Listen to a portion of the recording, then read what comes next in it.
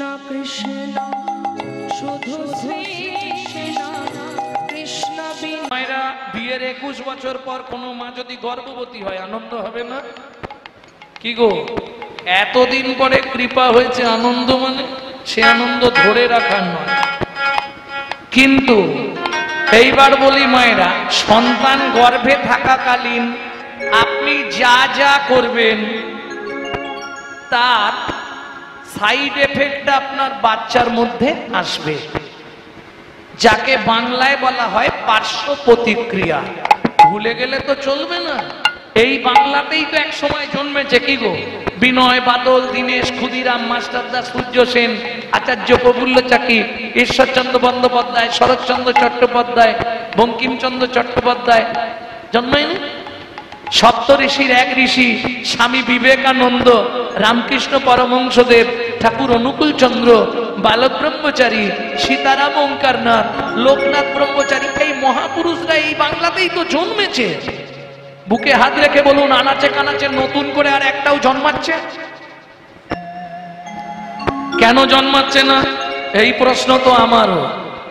কেন জন্মাচ্ছে না? কি গো, এই বাংলাতেই তো মহামানবের জন্ম, তাহলে আর কেন জন্মাচ্ছে না?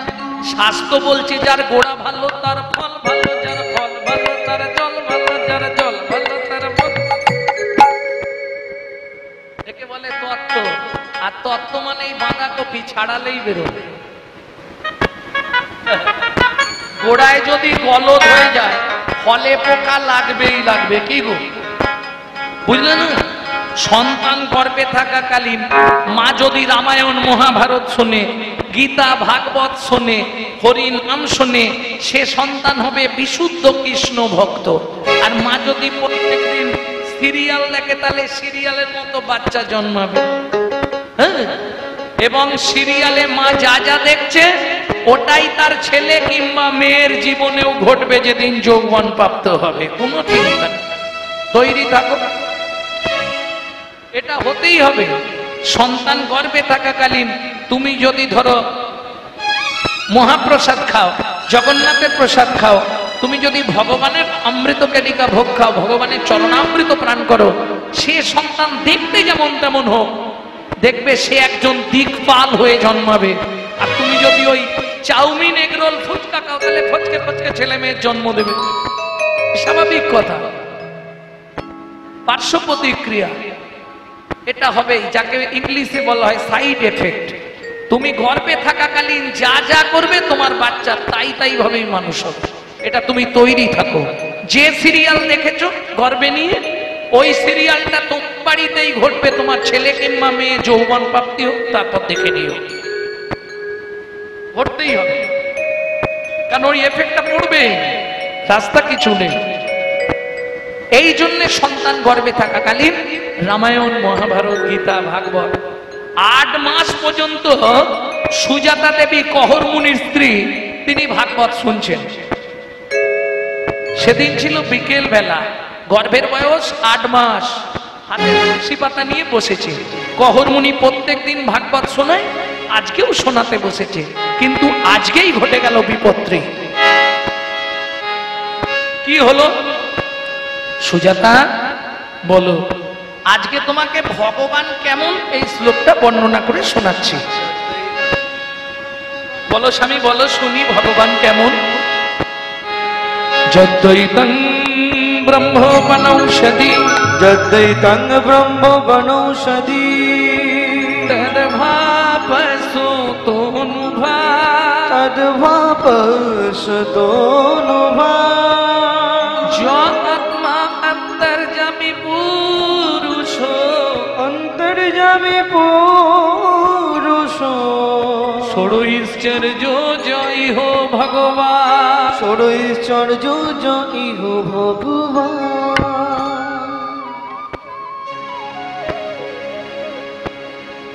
বাবা, শ্লোকটা আপনি ভুল বললেন। বাবা, শ্লোকটা আপনার ভুল হয়ে গেল। সুজাতা কে বলছে? স্বামী, আমার পেটের ভেতর থেকে বাচ্চাটা বলছে স্তব্ধ হও ভালো। তুমি মাতৃগর্ভে থেকে পিতৃদেবের ভুল ধরো, তোমায় অভিশাপ দিচ্ছি। তোমার অষ্টস্থানে বক্র হবে। স্বামী এ তুমি কি করলে গো? হায় হায় হায় হায়, ভগবানের কাছে এত কেঁদে এত সেদে যদিও ভগবান একটা কৃপা করলো, তুমি তাকে অভিশাপ দিলে, অভিশপ্ত করে দিলে। সুজাতা ও চিন্তা করো না, কিচ্ছু হবে না। বাবা মা রেগে গিয়ে অনেক কথাই বলে, ওতে কিছু হয় না, তুমি চিন্তা করো না, ওতে কিচ্ছু হবে।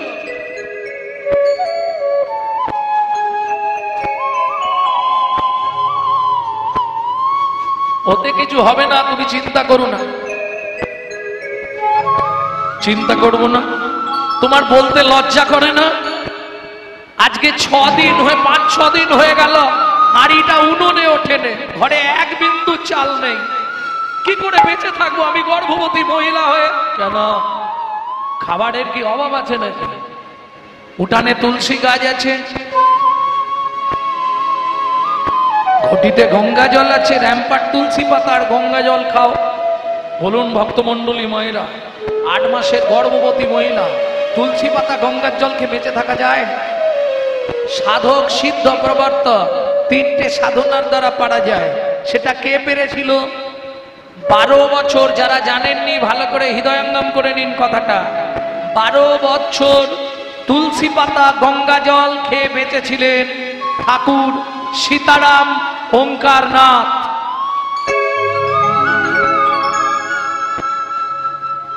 ও বিরাট সাধনা, শুধু তুলসী পাতা গঙ্গা জল, যখনই খিদে লাগে তুলসী পাতা গঙ্গা জল।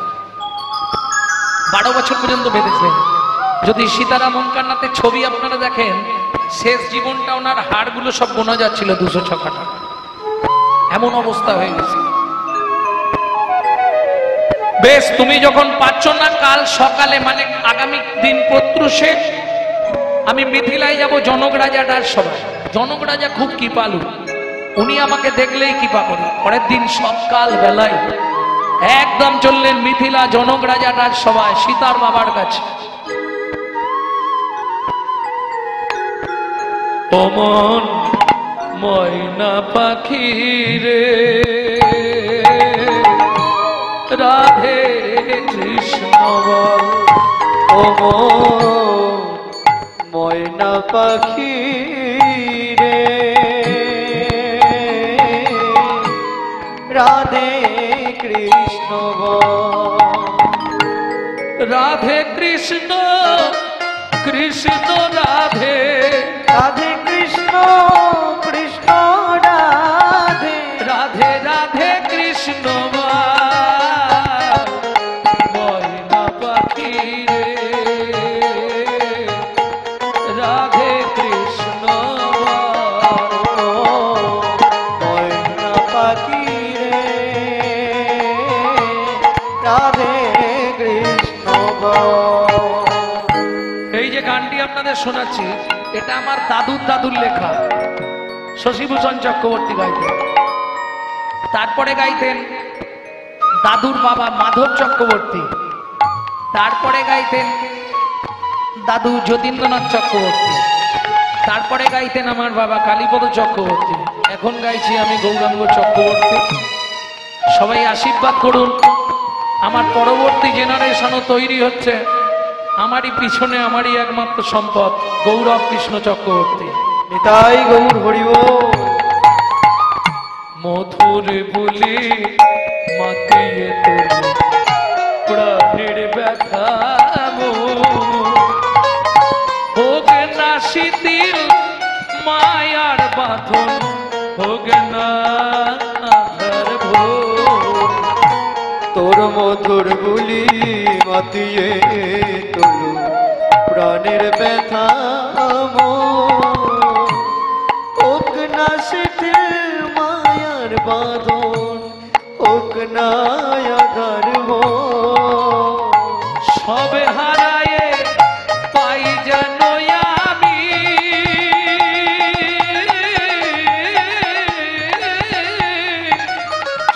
রাধা কৃষ্ণের চরণ তাল, রাধে কৃষ্ণ বল। ময়না পাখি রে রাধে কৃষ্ণ বল ও ময়না পাখি রে রাধে কৃষ্ণ বল।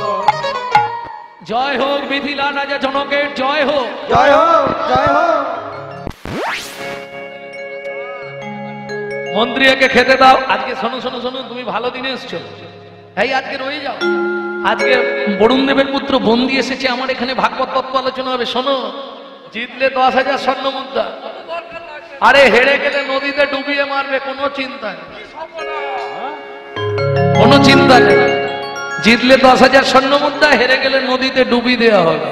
কহর মুনি বলে মহারাজ যদি কিছু দান দেবেন দিন, আর না হলে আমি চলে যাই, কারণ আমার স্ত্রী গর্ভবতী, যদি কিছু আমার হয়ে যায় সে বেচারি প্রাণে মারা যাবে। কহর, ত্রিভুবনে তোমাকে হারাবে এরকম পণ্ডিত কেউ আছে?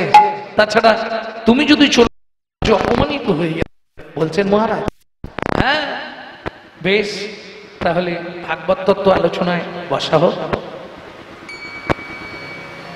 একদিকে বসলেন বরুণ দেবের পুত্র বন্দী, অন্যদিকে বসলেন কহর মুনি সভাসদ পণ্ডিত বল।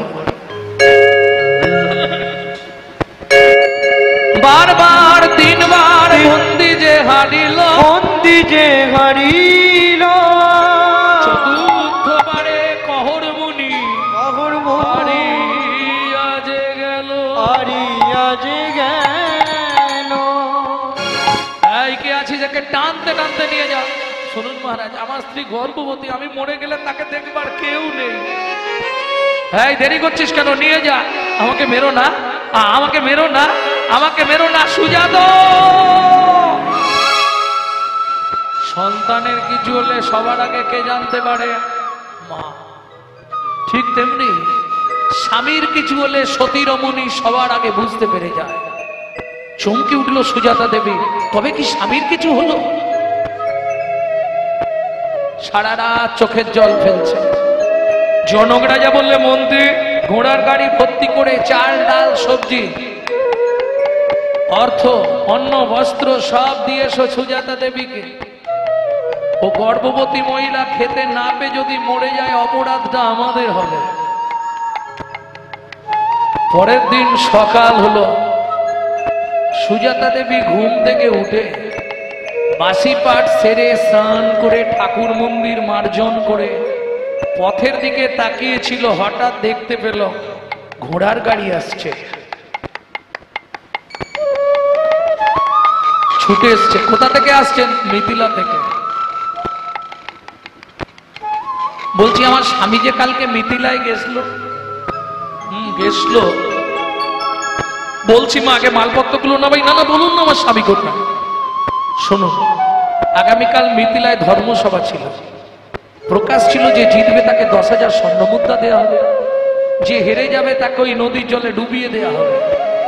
তোমার স্বামী হেরে গেছিল, বরুণ দেবের পুত্র বন্দী তার লোকজনকে দিয়ে তোমার স্বামীকে ওই নদীর জলে হলো না গো হে নারায়ণ।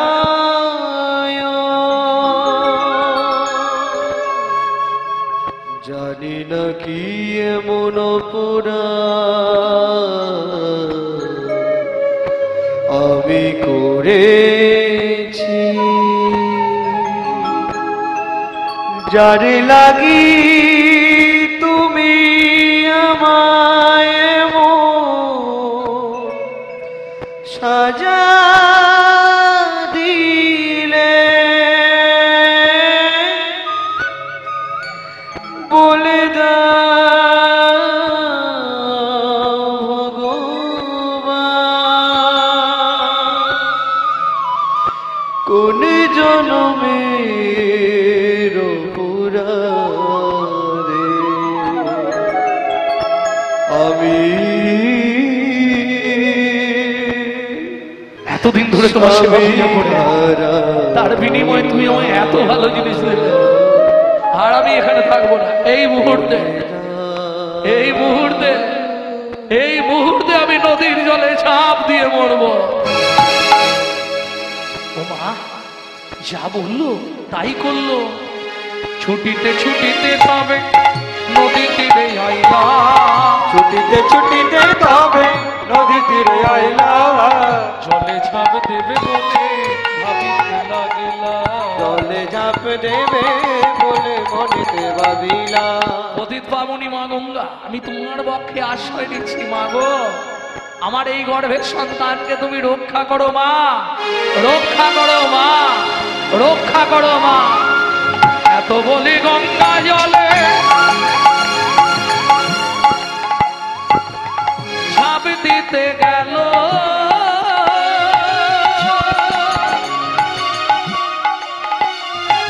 গর্ভজাত শিশু তখন কাঁদিয়া উঠিল, গর্ভজাত শিশু তখন কাঁদিয়া উঠিল।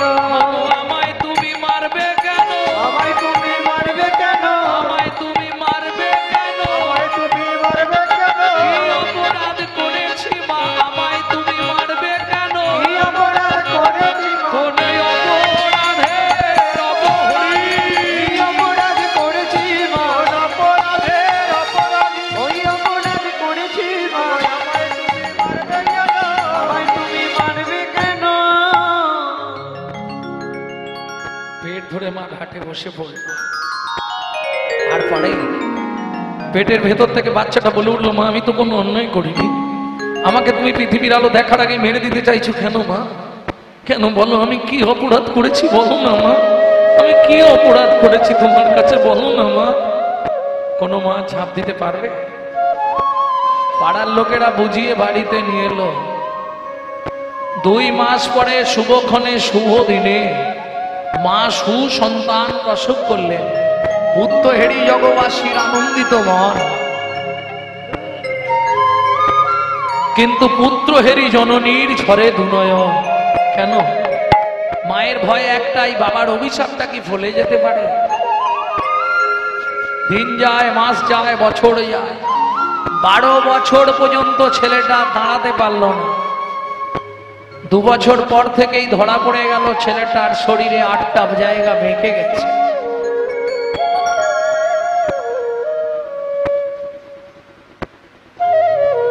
বারো বছর পর্যন্ত দাঁড়াতে পারেনি, তারপর আস্তে আস্তে লাঠি ধরে ধরে যদিও দাঁড়ালো।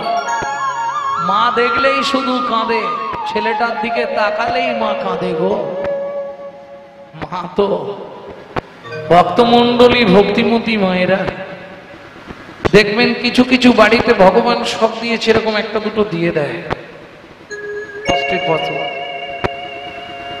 মা মা ও গো আমার দুঃখিনী মা, দুঃখিনী মা, মা আমার মা, মা গো কি দুঃখে তো নয়ন ঝরে, ও মা আমায় বল। মা গো কি দুঃখে তো নয়ন ঝরে, ও মা আমায় বল। দ্বাদশ রবি নির্ণয়নে, দ্বাদশ রবি নির্ণয়নে, দ্বাদশ রবি নির্ণয়নে, দ্বাদশ রবি নির্ণয়নে, মোছাবো আখি যায়, ও মা আমায় বল। মা গো কি দুঃখে তো নয়ন ঝরে, ও মা আমায় বল। মা গো কি দুঃখে তো নয়ন ঝরে, ও মায়া মায় বল। দেখি মা দেখি কি করো, তোমার হাত দুটো আমার মাথায় দাও, আশীর্বাদ করো, আমি তোমায় ভাগবত শোনাবো। না, কোনোদিন ভাগবত করবি না, কোনোদিন ভাগবত শুনবি না, কোনোদিন ভাগবত স্পর্শ করবি না মা। কেন মা? এই ভাগবত পাঠ শুনতে বসেই তোর শরীরের চেহারাটা এইরকম হয়েছে না মা। এই ভাগবত পাঠের জন্য তোর বাবা মারা গেছে, আর ভাগবত আমি প্রণাম করে নিয়েছি, ভাগবত আর শুনবো না, মানা এটা হতে পারে না। ভাগবত কারো নষ্ট করে না, ভাগবত কারো চরিত্র নষ্ট করে না, ভাগবত কাউকে মৃত্যুদণ্ড দেয় না। শোনো, কোনো মানুষের যদি চরিত্র নষ্ট হয়ে যায়, বিজ্ঞান পারে না তা সংশোধন করতে, তা পারে একমাত্র চৈতন্য কথামৃত কিংবা ভাগবত লীলামৃত।